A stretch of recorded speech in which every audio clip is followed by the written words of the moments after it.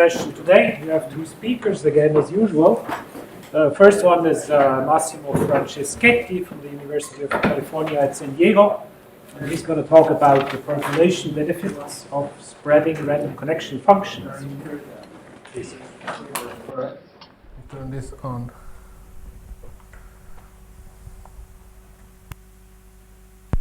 Is it on?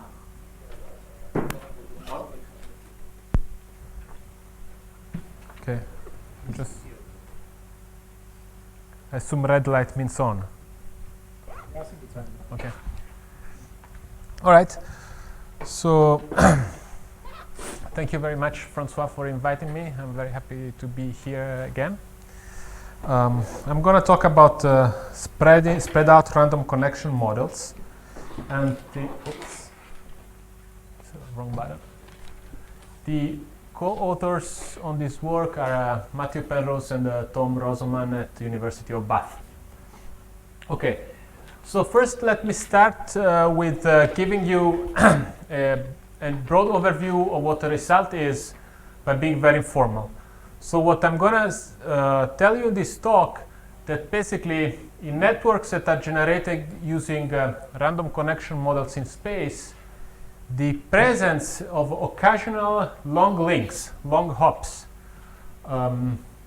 even if these are very rare, these long hops can be exploited to achieve connectivity in the sense of percolation more easily. More easily means at a lower density value, or equivalently with a lower number of neighbors. Okay, so all of this is sort of a snapshot into the talk, and in order to understand more rigorously what I mean by this exploitation of long-range connections, I shall define what percolation is, what is a random connection model, and what do I mean by these long-range, occasional, or low probability connections. Okay, but the idea is that the long links will be helpful for reaching connectivity. So let me start with percolation 101. Some of you are, of course, very familiar with this model, but let's just refresh since it's a broader audience. This percolation is a child of the 50s. It was proposed in 1957 by a paper by Broadbent and Hammersley, and in its simplest incarnation is called bond percolation on the square lattice. And in that case, we have z-square lattice, and we assign a probability p, which defines the presence or the absence of each edge in the grid independently of every other edge. So we basically draw random coins for each edge, and we decide whether to draw the edge or to delete the edge. And we do that for the whole z-square. And as a result of that, we end up with a random graph that is a subset of the original grid, and that's a random instance, a random realization.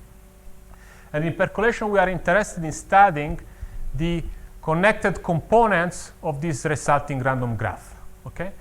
One of the most important questions in percolation is whether there is an infinite component, namely a subgraph that is connected and contains an infinite number of vertices. The question of existence of an infinite component was immediately solved in the first paper by Broadbent and Hammersley, showing the phase transition behavior. Namely, there is a critical value of the probability for the edge probability PC at which you have a phase transition. On the left of PC, all components are bounded, are of bounded size, and on the right of PC, there is an infinite cluster that spans the whole z-square. Okay, on the left side, I give a sketch of the percolation probability. That's the probability that the component centered at the origin contains an infinite number of vertices. And when this becomes positive, the probability of having an infinite number or a component of an infinite number of vertices connected somewhere on z-square is 1. And you can go from here to here by a simple application of Kolmogorov 0-1 law. All right? For someone like myself, that did not participate into this quest, and I know that Holy Grail, people talked about Holy Grail before, so like somebody like me that did not participate into this, by reading papers, it looked like it really was the search for the Holy Grail in the 60s and 70s, the exact determination of PC, which was finally solved by Kesten in 1980, and we know that PC equals 1/2 for the bond percolation of the square lattice. So that's one of the triumphs of percolation theory. However, things are not as green and nice, because if we slightly modify the model, having a perfect characterization of PC is not anymore as simple. A natural construction that is also on the square grid but is a little bit different is by assigning probabilities to the vertices rather than to the edges. So for each vertex we flip a coin and we decide whether to color the vertex green or red, and we do this independently of all z square, and we look at the resulting connected components. Okay? Also in this case there is a phase transition. There is a critical PC at which you have an infinite component arising. However, this PC is not well characterized, and in fact the bounds that we have on PC are not even that good. They are quite far from each other. Okay, the rigorous bounds. Nevertheless, we can study what PC is by computer simulation. We can have pretty accurate estimates. Okay. Notice that we know from this result, it immediately follows that the critical value for side percolation on the square lattice is strictly greater than 1/2. Is strictly greater than the critical value of percolation for bond model. Okay. So side is more difficult to percolate than bond in some sense. In fact, in a paper in 1998, Grimet and Stacy showed that this inequality holds much more generally for a much broader category of graphs, which include the random grid as a special case. And the weak inequality, it's also shown in Grimet and Stacy's paper, the weak inequality holds for all graphs. Okay? So for all infinite connected graphs, you can do this game of side percolation versus bond percolation, and you can show that PC side is always greater or equal than PC bond, and there is an easy proof of this using dynamic coupling, which I want to show next. Okay, so let's show the weak inequality. The idea of dynamic coupling is to construct a realization of the side percolation model, which contains a subset of the edges of the bond percolation model. In this way, if there is an infinite cluster in the side percolation model, you will automatically have an infinite cluster in the bond percolation model. The coupling is done dynamically along the way as you explore the cluster composed of the side percolation model. So let's start with a site that we color green, okay? And we start our coupling by examining the neighbors of the green vertex, and we assign the state of these neighbors either green or red according to some probability. And whenever we assign the state of the neighbor green, we give the same green color to the edge. Okay? Whenever we assign the state red, we delete the edge. Okay? So we do that, and that's the dynamic construction. So we start exploring, and whenever we color a site green, we draw the corresponding edge that leads to that site also green. Whenever we color the site red, we color the edge that leads to that site white. Okay? And we find a first cluster, then we go on and we find a second cluster up there, and eventually we colored everything. Notice that we have a connected cluster of sites here, which has the following property. Any two vertices that are connected in the side percolation model also have a path of green edges connecting each other. Okay? Notice that not all the edges are colored, but some of them remain uncolored, namely blue. but we are not interested in their color. Is not important for having an infinite, for having a connected path along the green sides, because you can always reach them navigating through the green cluster. And if the unknown edges lead to the red vertices, you are blocked here, so you really don't care. And if the blue vertices are between two red colors, you don't care about them. Okay? So the point is that with this construction, we can reach anywhere inside a side percolation cluster using a subset of what the edges of the edge percolation cluster are, so that if you have an infinite component of green sides, you immediately have an infinite component of green edges. And this shows that the critical probability for edge is less or equal than the critical probability for side. And it's not difficult to convince yourself that the same procedure works for any graph, not only the square grid. Okay? So that is the mini proof of dynamic coupling for PC side greater or equal than PC bond. And again, Grimet and Stacy strengthened this to a strong inequality for a broad category of graphs, all right? For a large class of graphs. Okay, I'm gonna now switch and talk about continuous model, but we will use some of the results that I told you about these discrete models that I told you in the beginning about the discrete models. So let's keep those in mind and look at some more complicated models. All right, so this discrete setup, okay? These few results. Okay, so the first continuum model that we define is the so-called Gilbert graph, which you can see as a simple generalization of the side percolation model, in which the sides are not anymore regularly arranged on the lattice, but they are put at random points on the plane. Okay, so what you do, you draw a random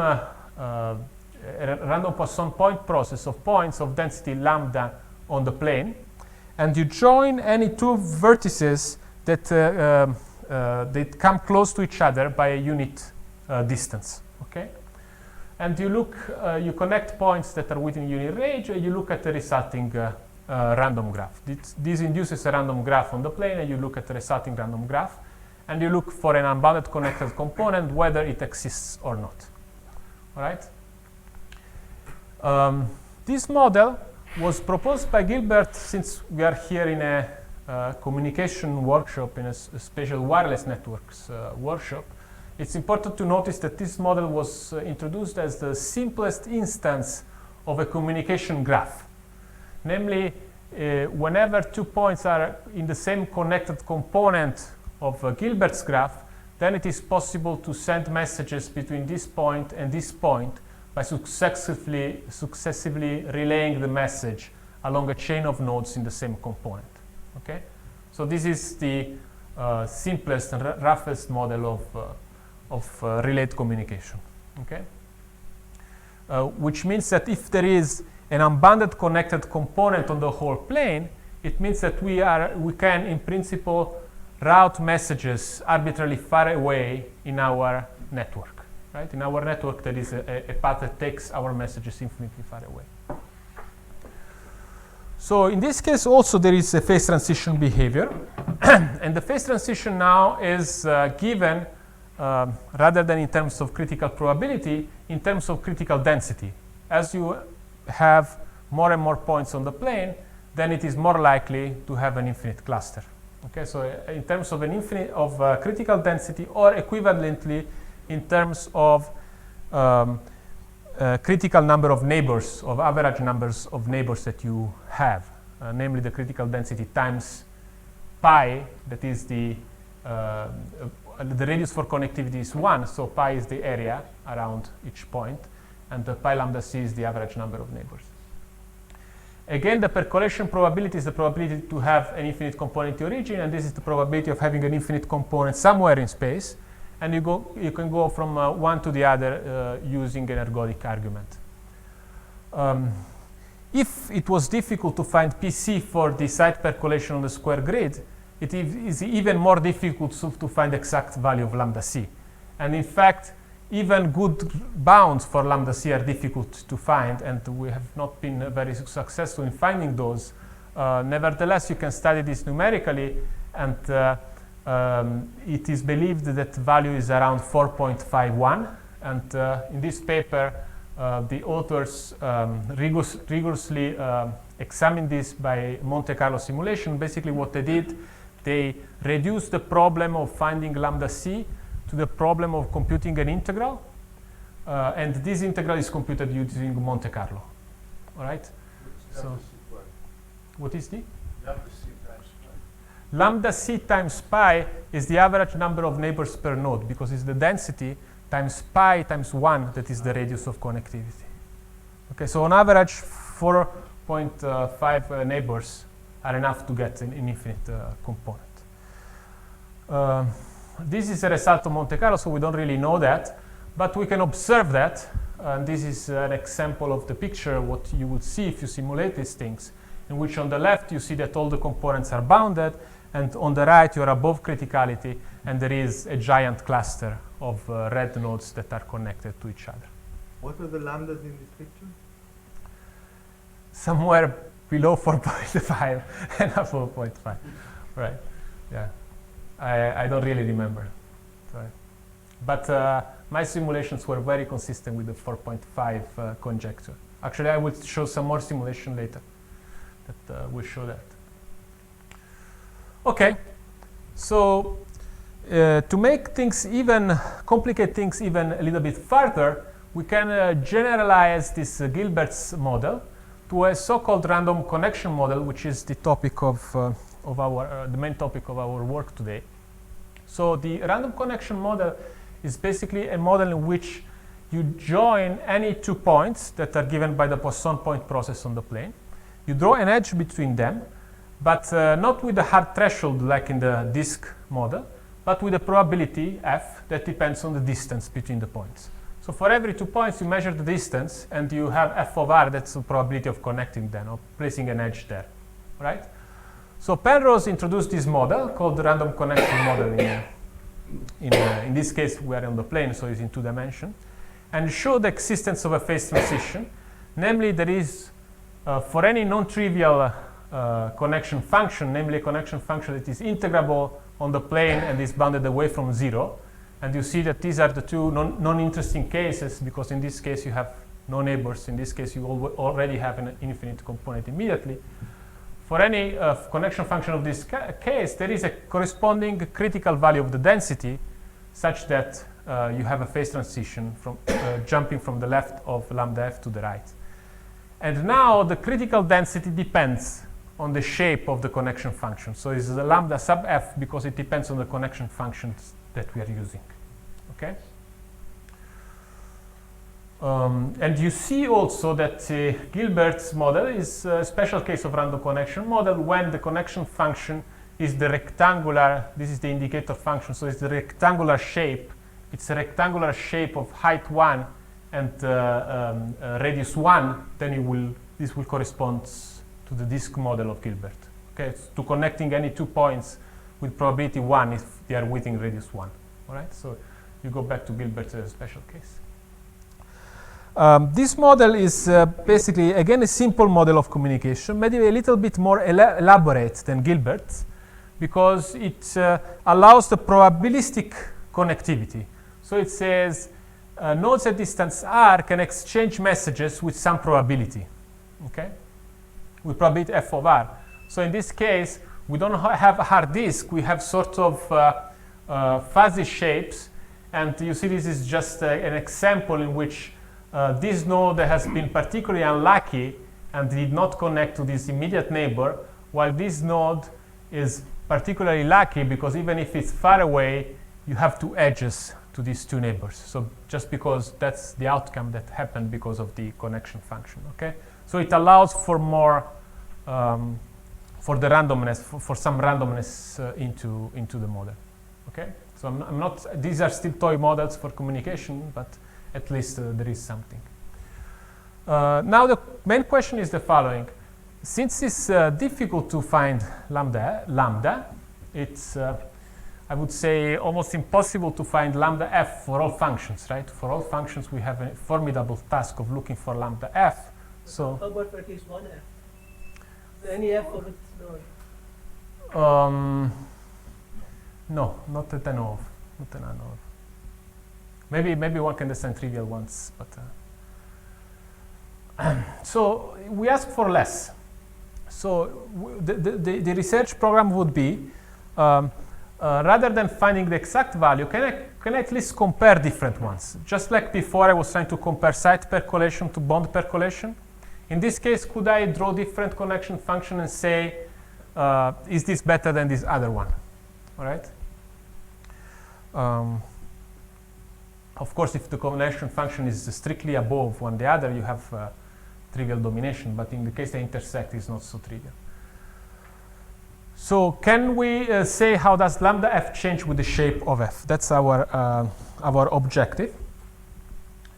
And to do that, we are going to look at some transformation on the connection function. So given a connection function, I'm going to slightly modify it and ask whether this modification is improving the percolation threshold, or is it making it worse. So the transformation first that I want to consider is the spreading one. And basically we have the connection function, the spreaded version of the connection function by a factor p is given by stretching the function by a square root of p factor, and also decreasing the probability by a p factor, which means that basically the range of connections is spatially stretched, so connections can be longer, but at the same time, since I decrease the connection probability by p, the expected node degree is preserved. So basically I'm blowing up these circles and I'm adding some wider range of connections because this radius is greater than this one, but on average I keep the same number of connections. All right? So it's convex ordering. Yeah. Second? It's convex ordering Convex ordering? for distribution functions. Yeah. You keep the same mean, but You keep the same mean and you stretch. yeah. Yeah, okay. All right, so that's one thing to look at. And we ask, when we stretch in this way, when we add a wider range of connections, do we improve things in terms of connectivity? There is a weak inequality, and that's basically saying that by spreading things, you are not increasing the critical value of the density. Namely, you are not doing any worse.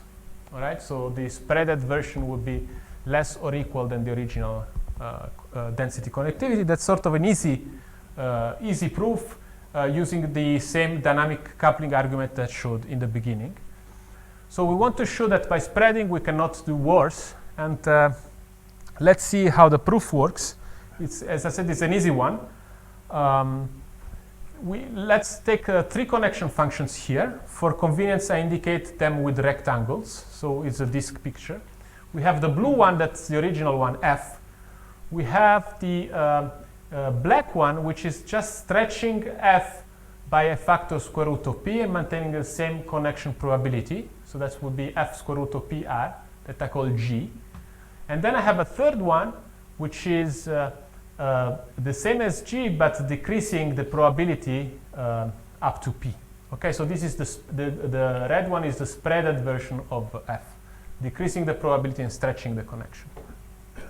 So SPF will be p times f of square root of pr. All right. So let's consider a density that is above threshold for the blue line, which means that the random connection model of f percolates, which implies that the random connection model of g also percolates because we are simply stretching the connection. So we are not doing any worse because we are simply connecting more points, okay, by going from f to g. Then notice that I can go from g to SPF of r by just deleting edges from the model with probability 1 minus p and maintaining edges with probability p, right? Because I'm just going down in this direction. So I'm just doing some thinning of the edges. I'm just connecting with lower probability. So by bond percolation, I can obtain the spreaded version from G. Okay. At the same time, from G, I can go back to F by shrinking the radius, right? By shrinking the radius from this point to this point. Now, by scaling argument, shrinking the radius is the same as thinning the density.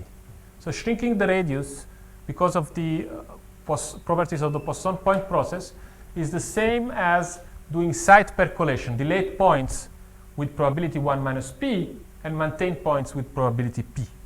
So going from here to here, I can go by side percolation with parameter p. Okay. Now, if by dynamic coupling that I showed you in the beginning, we know that when I delete edges, I don't do as much damage as by deleting points, so to speak, in the sense that the critical value of the graph of side percolation is always greater or equal than the critical value of the edge percolation graph. This immediately gives me that if I have percolation with F, I must also have percolation with the spreaded version of F. Okay, so it's a simple argument that uses the dynamic coupling result in this step, and that uses a scaling property by which shrinking and expanding connections is the same as deleting points in space. Okay. So if we are fine with this, we can go to the more difficult case. Okay. The more difficult case is the strict inequality, which of course is much more difficult to prove than the weak inequality.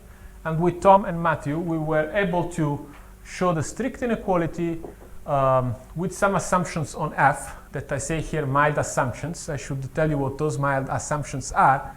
And namely, we can prove that the threshold strictly decreases when F has bounded support, or if it does not have bounded support, we have a technical condition on the rate of decay of F with distance. Okay, so we have some technical condition there, but we are able to show the strict behavior. And now notice a consequence of this strict decreasing. One thing that is interesting to look at is the so-called spread out limit. So in the spread out limit is the case where p tends to 0. When p tends to 0, you sort of have connections that are very far away, right, because it's infinitely stretched, but the probability of having such connections becomes very, very small, right?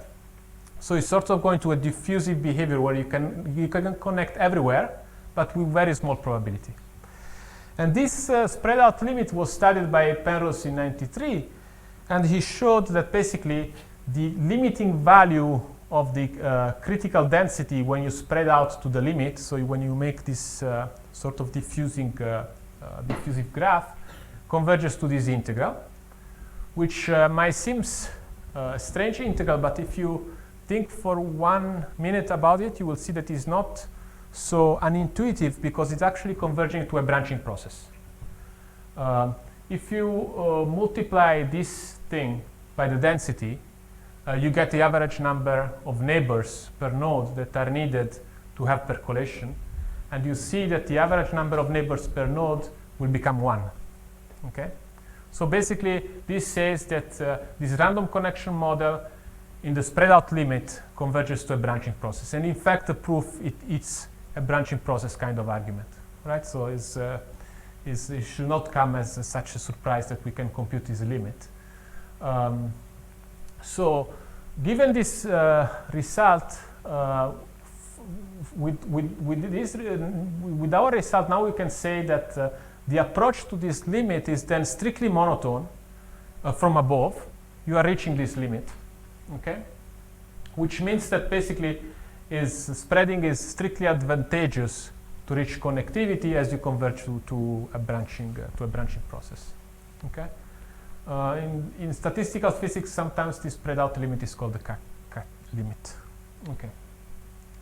So that's the limiting argument. So let me tell you a little bit about the proof of this. The key technique to prove this strict inequality is a so-called enhancement argument, which was invented by Menshikov and Eisenman and Grimet, and later further developed by Grimet and Stacy in '98. And the idea is to have still do dynamic coupling, but you need an intermediate model in the middle, all right, which is called the enhanced model. So you have the original model, and then you construct an enhanced graph, okay, with a slightly different rule. And then you show that this enhanced graph percolates before the original one, strictly before. So there is a strict inequality between the enhanced version of the random connection model and the original random connection model. And then you finish the proof by dynamic coupling of the enhancement model with the spread out model, which is done using a weak inequality. That's a standard argument. That's the dynamic coupling will give you a weak inequality. But since you have this strong inequality with the enhanced model, eventually you have a strong inequality between the two. Okay? So the basic idea is to put an intermediate model in the middle. All right? That contains a little bit more connectivity and that percolates before. Okay? We also need the strong inequality PC site greater than PC bond for random connection model graphs.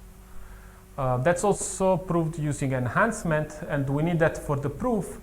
And in fact, Grimet and Stacy proved this inequality for a broad category of graph, but it turns out that random connection model graphs do not fall into this category. Right? So we have to extend their argument to handle random connection model graphs. And the main reason for that is that in this kind of random graphs, the number of neighbors of each node is not bounded. Right? You can have, in principle, any number of neighbors. And this is not allowed by Grimet and Stacy's type of graphs. Okay, so we have to deal with that. And this will be the topic of Matthew's talk on Friday. So stay tuned for his talk that is very related to this one. And finally, we use an answer and combine to some dynamic construction of Poisson point process and some scaling argument.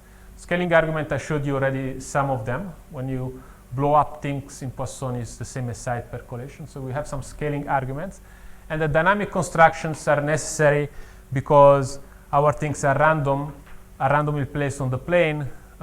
Therefore, we don't have a graph a priori on which we can reason, but we have to see how things evolve dynamically. Proof sketch. All right, let's look at the proof sketch. I cannot do the whole proof. But I can give you a sketch. Again, let's use the three functions as before. F is the original random connection model function, the blue one. The black one, let me remind you, is just a stretched version of f by a factor square root of p, and the red one is the spreaded version, which is stretched and also decreases the connection probability by factor p. Right? Now we are after a strict inequality. All right?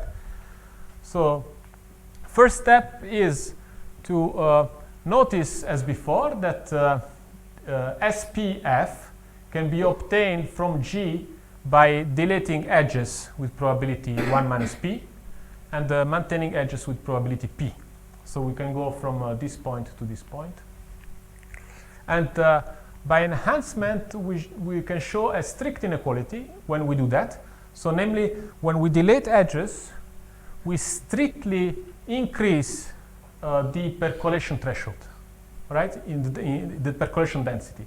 So the percolation density after deleting edges, that's this one, is strictly greater than the percolation density before deleting edges, that's this one, right?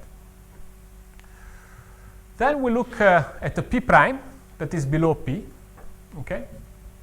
And we notice the same thing, that if we do this edge deletion to reach p prime, we strictly increase the percolation density. So lambda p prime g is greater than lambda SPF, okay? So it's the same. So these two lines combined together tell us something. Tell us that if we are to do bond percolation starting from G and with the density lambda SPF, all right, so we have the density necessary to percolate this model here, and we look at this function, and we delete edges. Okay, how many edges can we delete? We have to maintain edges with probability at least p in order to keep percolation, right? Because as soon as we go below p, namely p prime, the density is not enough for percolation because of this inequality, all right? So if we delete edges, we can delete edges at most with probability 1 minus p and keep the giant cluster, right? So this tells us that the critical value for bond percolation in the random connection model with function g and density, critical density for the spreaded version, should be at least p. Okay, this gives us this at least p inequality. Now, apply to that the strict inequality, PC bond strictly less than PC site, that Matthew is going to show you on Friday. And then we can write P less or equal than PC bond, strictly less than PC site. And this will give us P less than PC site G lambda SPF. Okay? And the proof is finished at this step by again a scaling argument that basically says that this probability is simply scaling lambda F by P over lambda SP. Equivalently, you can see that, I mean, it's the same thing, lambda SP over P times PC site is equals to lambda F. And that's again a scaling argument. It's a property of the Poisson point process. Now, deleting P on both sides, you get that the inequality that you're after. Okay, namely the shifted, not the shifted version, the spread out version of F is strictly less than the spread out than the original version of F. Okay, so again, it's a combination of enhancement, scaling, and results between bond and site percolation. All right, so after this, I'm gonna switch gear for the last few minutes, and I want to tell you some related results. I have concentrated so far on this spread out transformation, that is stretching connections and making them lower probability. There is another sort of natural transformation that has been looked at in the literature, that is a shifting transformation that still has, as Sergei pointed out, this property of maintaining the average number of neighbors per node, but we make connections all longer, all right? So we don't keep the mixture, but make all longer. So we shift the connection function by a factor a, right, r minus a, and we scale it, so we make it thinner by a factor c to the minus 1, which is chosen in such a way that the average number of connections is preserved. So all connections now are between this point and this point, are within this window that is placed far away, and the window is thin enough such that the average number of connections is the same. So basically this transforms disks. In the case of a rectangular connection functions, will transform disks into annuli that have thinner and thinner shapes as A increases. Okay? Again, it's interesting to look at the spread out limit of this as A goes to infinity and you have thinner and thinner annuli on the plane.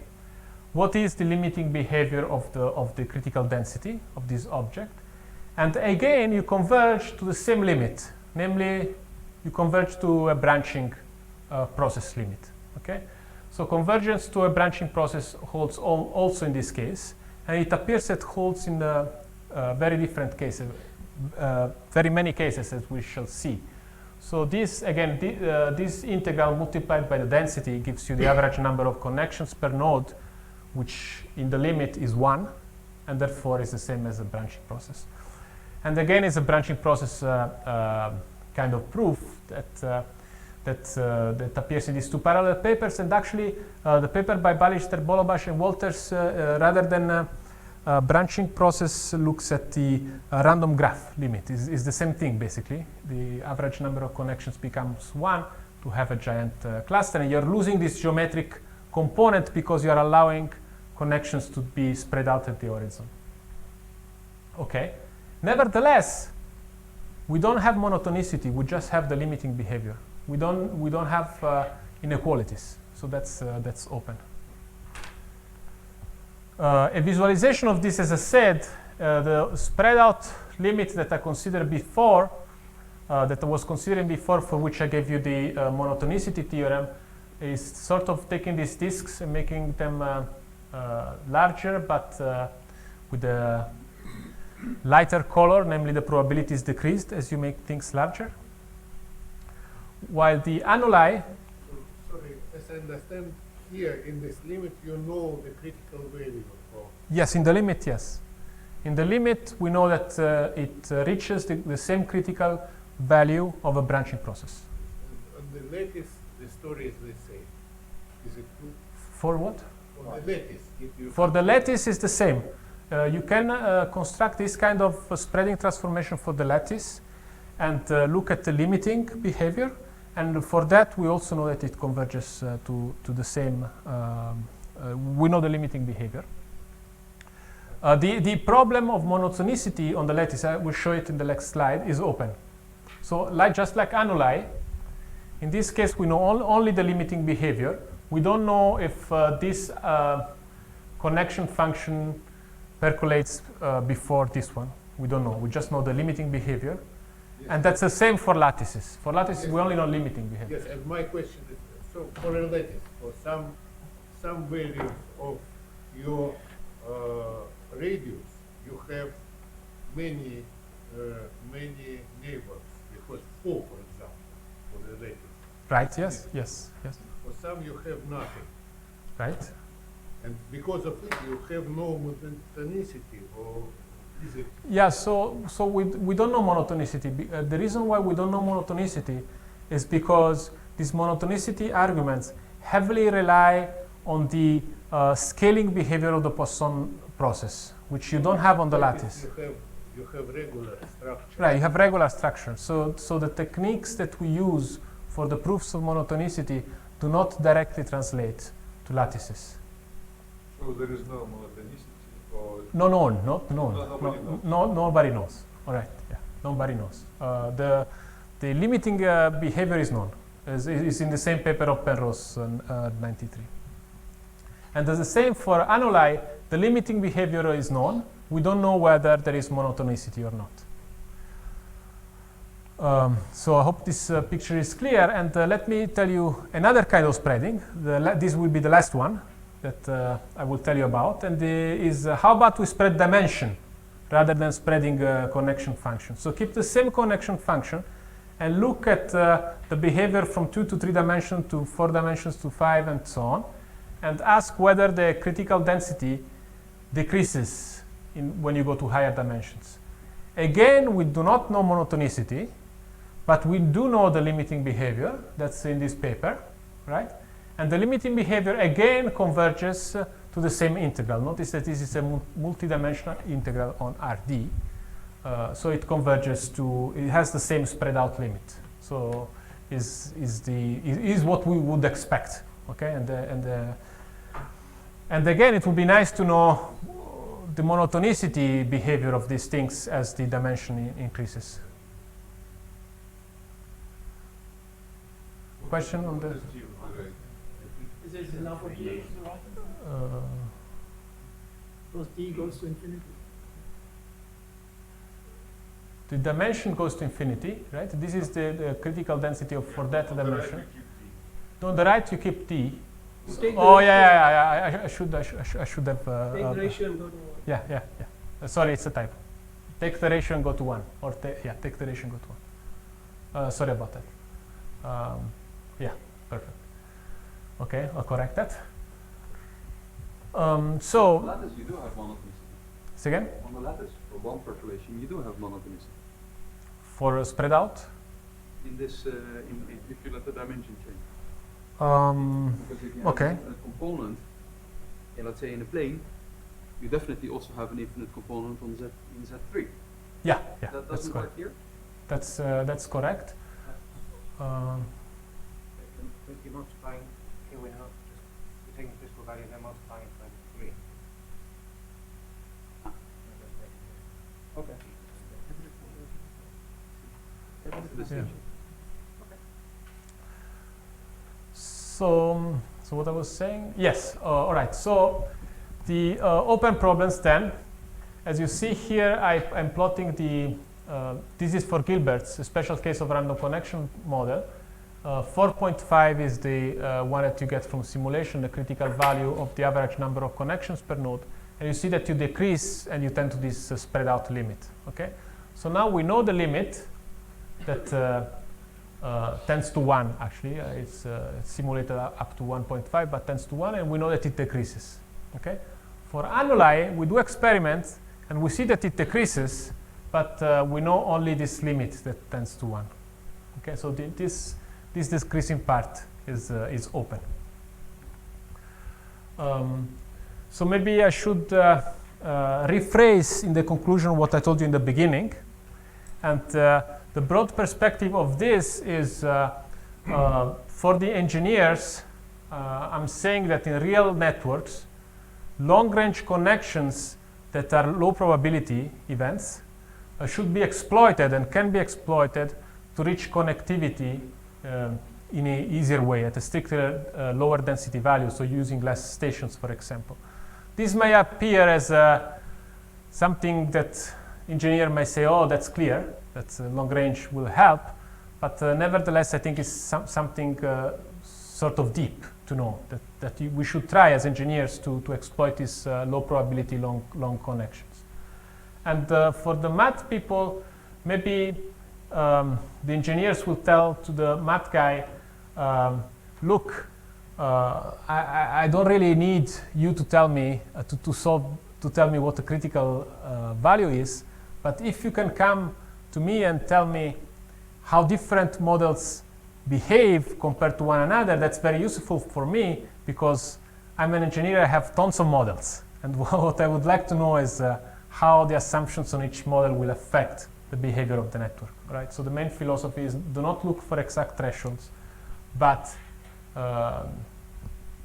compare different random connection models. Okay, and I think I'll stop here.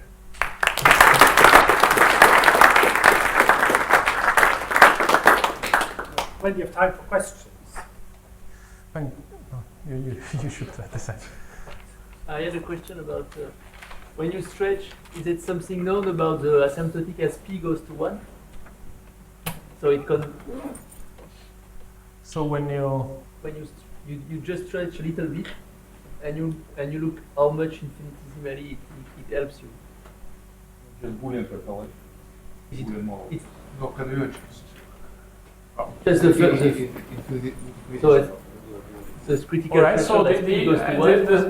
if you change p by just a little bit, I mean strict inequality still holds, right? Yes. You But do you have an idea of a conjecture of the scaling? Oh, okay. Like p minus 1 power alpha? Or? Yeah. I don't know. So, there's a question about the way you express this as describing a role of long-range connections, because I think the normal philosophy would be more along the line of small world networks, Right. where, for instance, you do continue to have short-range connections, whereas in your scaling they sort of disappear. So here's the interesting picture, I think, for your question is this one. Oops, sorry. So for this spreading transformation, you keep the mixture. You keep long range and short range because you keep the center ones, right? They have lower probability. You also have but a mixture. if you fix any region around a point, eventually you get nothing there. And somehow I don't think that's what happens in the small world situation. No, right. I don't quite get it because for this kind of transformation, P is going to 0. P is going to 0, but say that you are not at 0 yet. So say that you move from this one to this one, right? So the only thing that you are doing is you are giving lower probability of connections. Still you have some short connections, and you also have some added long connections. Yeah, but the number of short-range connections is vanishing in any given bounded domain. And that's not the traditional intuition for the small world phenomenon, so to speak. So this is not a But- standard way of describing the role of long-range connection. Right. I mean, even more. I mean, in this case, you completely disappear, right? In Right, this case, yeah. you completely disappear. So if you have monotonicity in this case too, then would mean that long-range connections by themselves will have rich connectivity rather than the mixture. No, I'm not So- arguing with the results. Yeah. Just somehow the philosophy behind long-range connections that one normally sees presented is different in flavor from what you're presenting. Yes, also in that context, typically it's not a percolation context, but is an finite domain, and you look for the scaling behavior of this finite domain as you increase the size of the finite domain. So it's here, of course, just one infinitely long connection. I mean, is enough. So it's a bit different. Yeah. When speaking about real networks, it might be interesting to look at other point processes than just at the Poisson. And if you speak about such qualitative results like monotonicity or limit behavior, I think there's a chance to prove such type of results for much more general configuration models as you did. Yeah, So my question is, did you do some simulations which would maybe make such a connecture realistic or disprove somehow? Did you do some? Right. So non-Poissonian. Yeah. So I did not do. I did not check non-Poisson, the non-Poisson case. I did not do that. It would be great to know what happens for other distribution rather than Poisson, keeping in mind that we heavily rely on the Poisson properties for the proofs for two reasons. One is that when we do computation, we need to know we need to bound the number of points that fall within a certain area, and the Poisson gives you these nice exponential forms that we can write down and do computations. And two, because of the scaling properties of Poisson, namely when we blow up things and you look at a different scale, that's the same as thinning the density of the points or increasing the density of the points. So we heavily rely on those. But if we can come up with techniques that lead to different arguments that lead to the same results, that would be great. I mean, extending to other, from a practical perspective, extending to other distributions is quite interesting. For example, the limits are certainly true for other models as well. I'm quite sure. Maybe monotonicity is more difficult, but Yeah. limit behavior shouldn't depend on Poisson. Yes. I remember the paper of Sinai and Meyer. They proved that if you have some closed orbit and you shall increase it with constant with such a property that the area between these two homomorphic lines will be fixed, then in the limit you shall converge and you shall calculate how many points between these two lines you have. You shall converge to Poisson distribution when your R go to infinity. For the curves which have measure 1, I think this fact, from this fact, it is not too difficult to have monotonicity for almost all the curves, except of course the sphere, because for sphere it's not true. The number of points will be odd, for example. So you keep the area in the annulus fixed, And after that, you increase your curves, and you calculate how many points on the lattice you have between these two curves. Mm-hmm. You fixed the area between them. Mm-hmm. And their theorem is that for almost all the curves, the limiting number of points converge to Poisson distribution with fixed intensity. Okay. And after that, I think it's true that for the lattice, your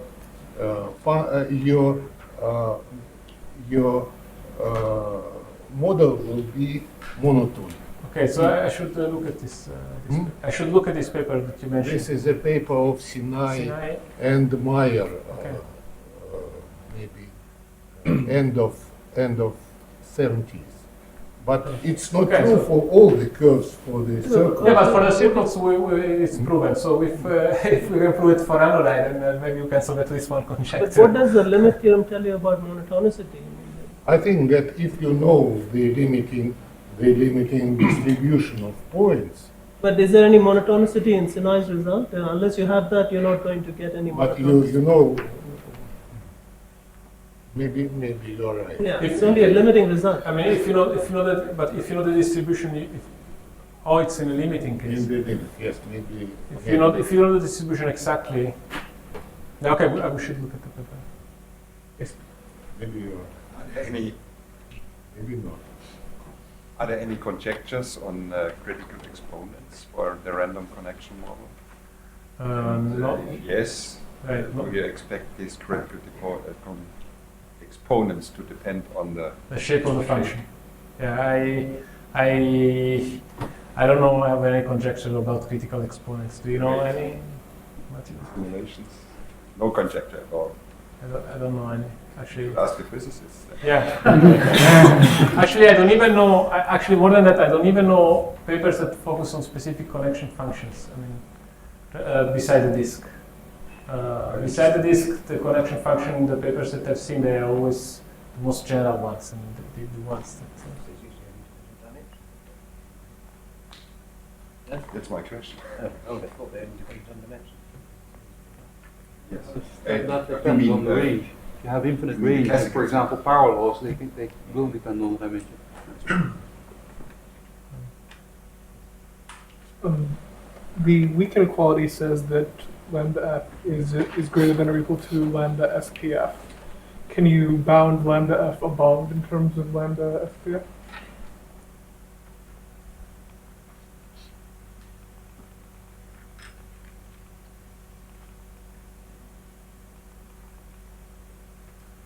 So you want to bound this one? Yeah, bound it above in terms of, is it possible to bound it above in terms of lambda SPF? Plus some constant. Oh, Or just any function at all? Also, how far? Any function at all.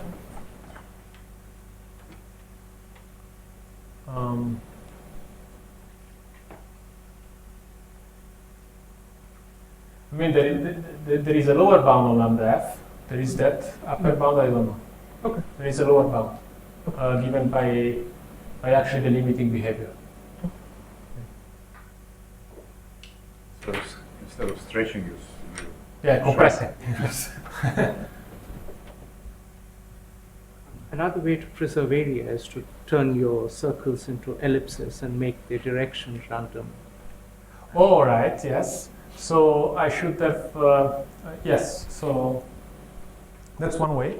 Another way to generalize, I mean, similar way to generalize the model is rather than making them depend only on the distance, you have a two-dimensional thing. So you start looking at polygons, right? You set different shapes. So if a circle, hexagon, triangle, square, these are all random connection models that you can define. And the random connection function does not depend on distance anymore, but is a two-dimensional thing. And that's sort of the same as saying ellipses with random orientation. And there is some work done on that by Jansson and Rahul Roy and Tanimura. They have a paper which looked at percolation of different shapes, and they try to have a classification of which one is percolating first. And I think that, if I recall it correctly, there is a result that the triangle is the one that will percolate first. And sort of the conjecture is that the disk would be the most difficult one to percolate. But Not really a triangle, it's an inflated triangle. it's an inflated triangle. Okay.